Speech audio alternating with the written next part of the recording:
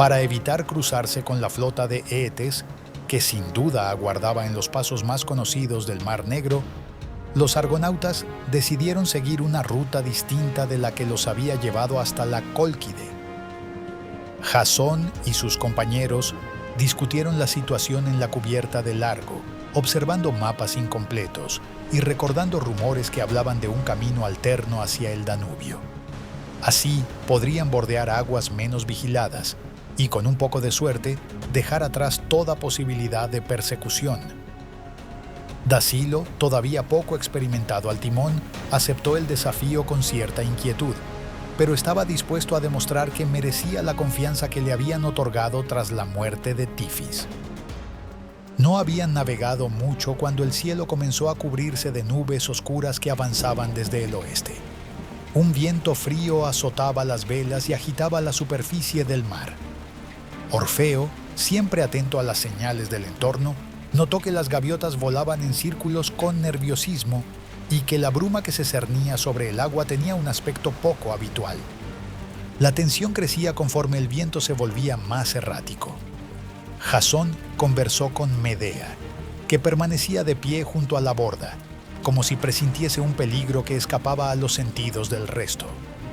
La princesa, con el semblante serio, admitió la posibilidad de que su padre hubiese intentado invocar la ayuda de dioses aliados o de fuerzas misteriosas para bloquearles el paso.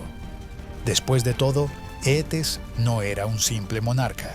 Tenía la sangre de Helios y contactos con entidades que habitaban los rincones más profundos de la magia antigua.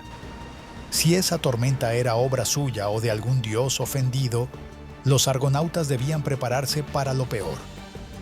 Conforme avanzaban, las nubes se cerraron en torno al Largo como un anillo siniestro.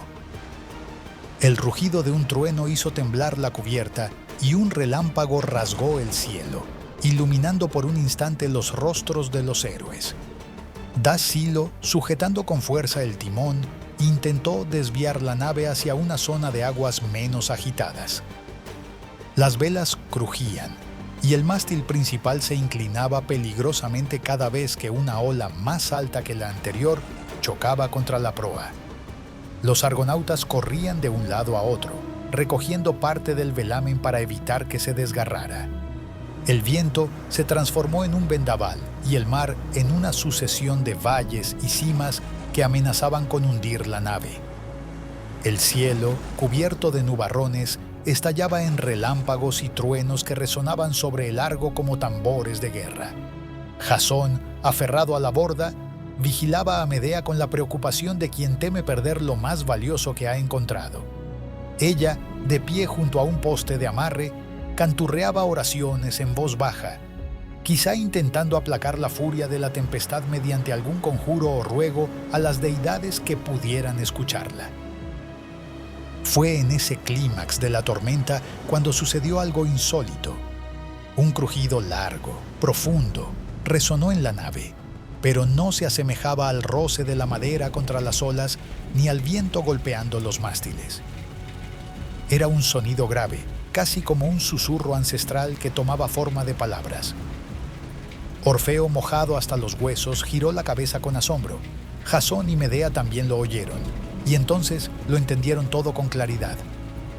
El Largo estaba hablando. La voz, ronca y serena a la vez, salió de la madera que Atenea había dotado de dones proféticos al construir la nave. Fue como si los tablones, nacidos de un árbol sagrado, se hubiesen unido para generar un discurso que retumbó en la cubierta. Decía que esa tormenta provenía de Zeus y que el Largo no podría seguir adelante sin la ayuda de Circe, la hechicera. El asombro se dibujó en los ojos de los argonautas, pero no tuvieron tiempo de preguntas. El Largo no repitió sus palabras, como si considerara que su mensaje había sido lo bastante claro. Jasón gritó para imponerse al rugir de la tormenta. Debían encontrar a Circe, si era la clave para sortear la furia del dios del trueno. Medea, que ya había pensado en su tía durante su estancia en la Cólquide, afirmó que Circe vivía en una isla lejana, apartada de hombres y reinos, donde practicaba sus artes de hechicería sin que nadie la molestara. Si había alguien capaz de aplacar a Zeus, esa persona era Circe, hija del Sol, y por ende, hermana de Eetes, la misma estirpe que la propia Medea. La noche se hizo interminable. El viento les impedía mantener un rumbo estable. Dacilo luchaba por encontrar una ruta que no los empujara contra las rocas costeras ni los hundiera en el torbellino de un mar desquiciado. Los argonautas redoblaban esfuerzos para mantener el Argo a flote, confiando en que la madera mágica resistiera los embates.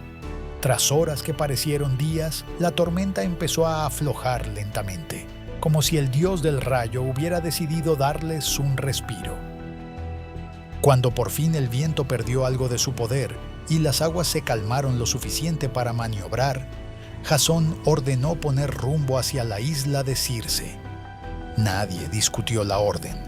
Todos recordaban las palabras del Argo y confiaban en la magia de Medea para dar con su tía.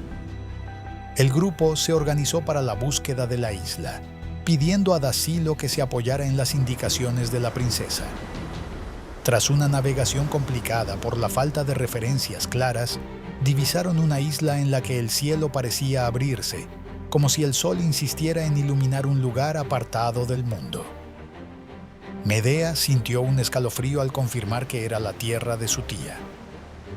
Al acercarse a la orilla, los argonautas notaron que todo parecía extrañamente tranquilo. La vegetación exuberante, las aves que cantaban sin temor y un silencio enigmático en el aire, como si se sintieran observados por una presencia invisible. Al desembarcar, Jasón, Medea y algunos compañeros avanzaron con cautela por un sendero bordeado de árboles enormes y espesos arbustos.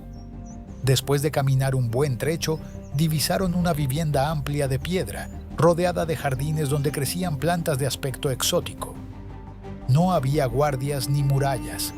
La simpleza del lugar resultaba engañosa, pues todos sabían que Circe era una hechicera temida y respetada. Los perros que guardaban la entrada se aproximaron, pero, ante la presencia de Medea, agitaron la cola con docilidad. La puerta se abrió y apareció Circe, una mujer de rasgos serenos, cabellos oscuros adornados con cintas y un porte que emanaba sabiduría. Sus ojos se posaron primero en su sobrina, luego en Jasón y por último en el grupo de héroes que aguardaba detrás. Medea se adelantó y la saludó con palabras prudentes, explicando que necesitaban de su ayuda para calmar la tormenta que Zeus había enviado contra el Argo. Circe, sin alterarse, los invitó a pasar. Preparó una poción en un brasero de bronce, mezclando hierbas, resina y gotas de líquidos que no nombró. Mientras lo hacía, preguntó por los motivos que habían llevado a la sobrina a huir de la Cólquide y a traicionar a su padre. Medea se sinceró, reconociendo que lo había hecho por amor y por convicción de que Eetes se había corrompido con ambiciones oscuras. Circe escuchó en silencio.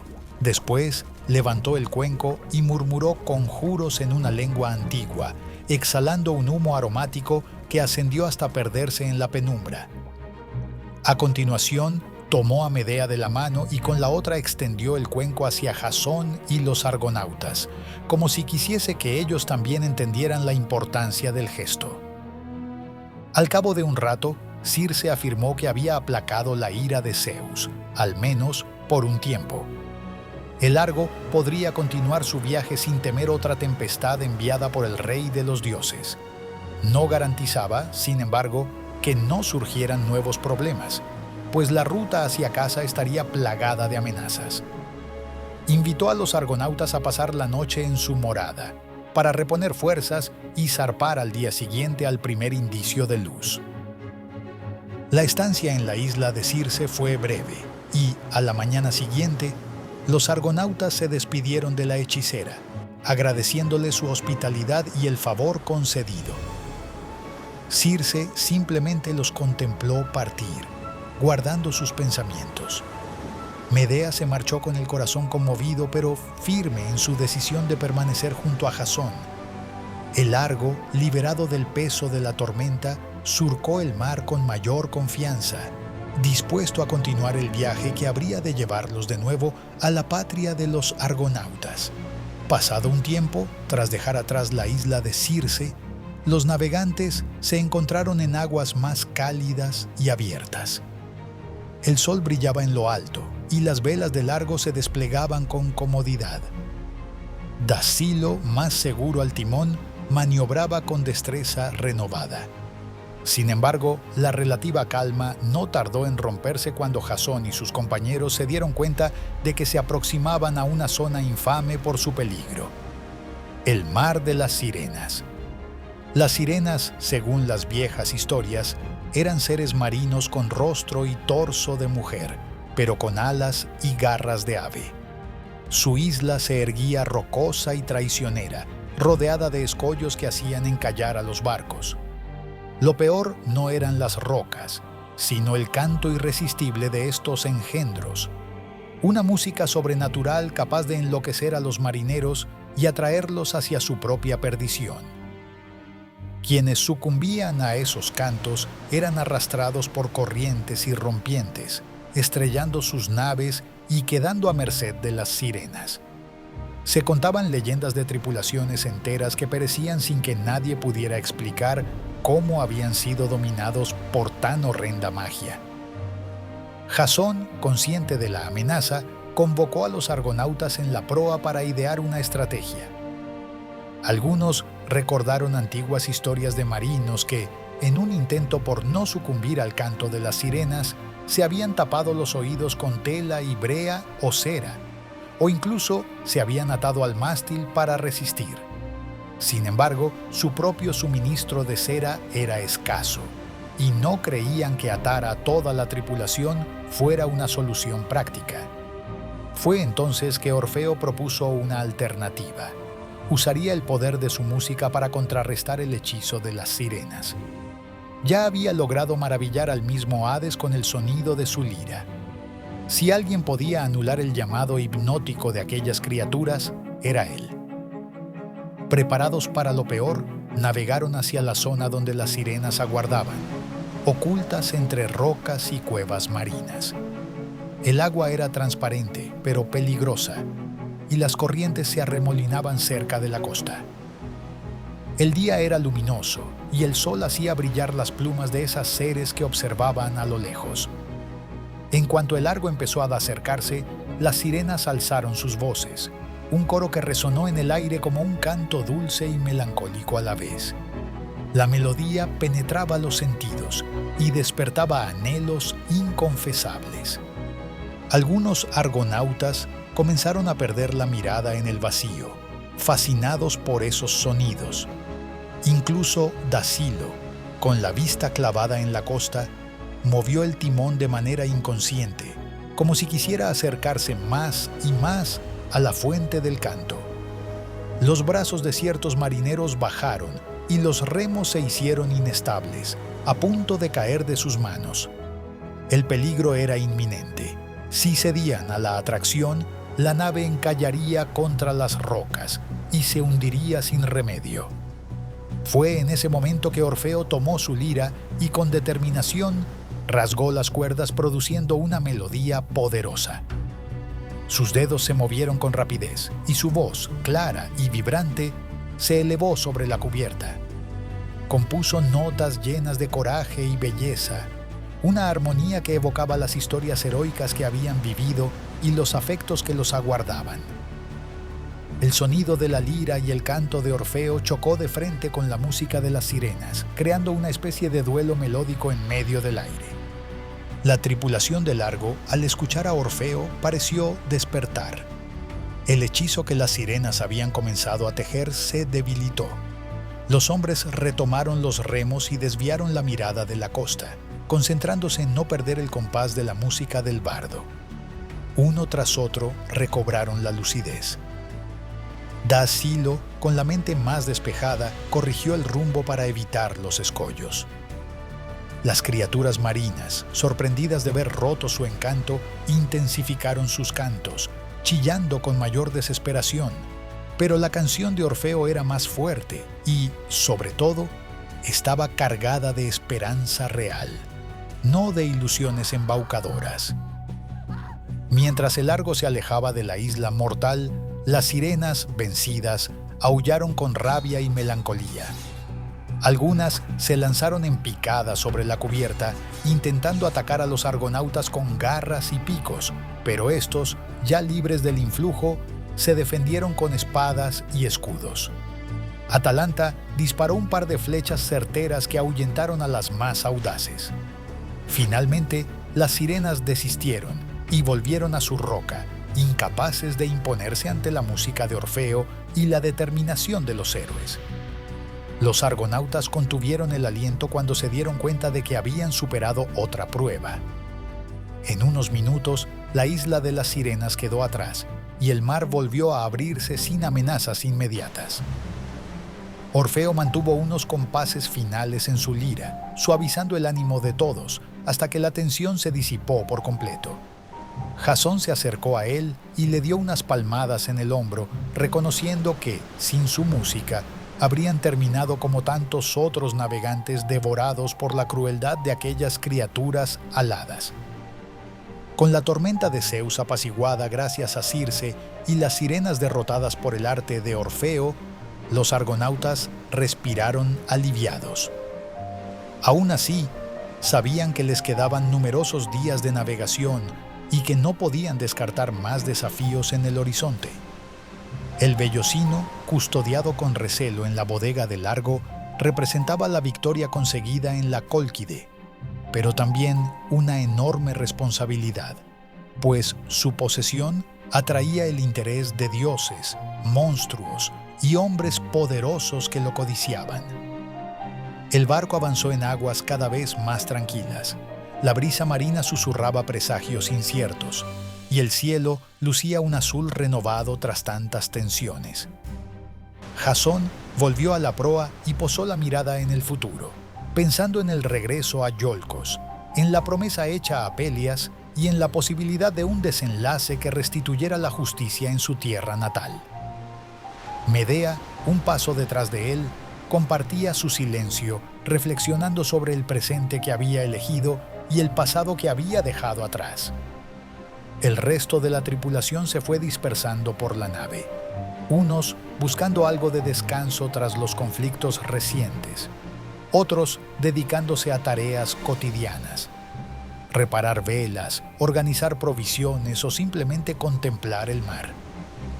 Orfeo, sentado en un rincón resguardado del sol, acariciaba las cuerdas de su lira con ternura, componiendo en su mente nuevas melodías que celebraban las hazañas del día y que acaso se cantarían en banquetes futuros.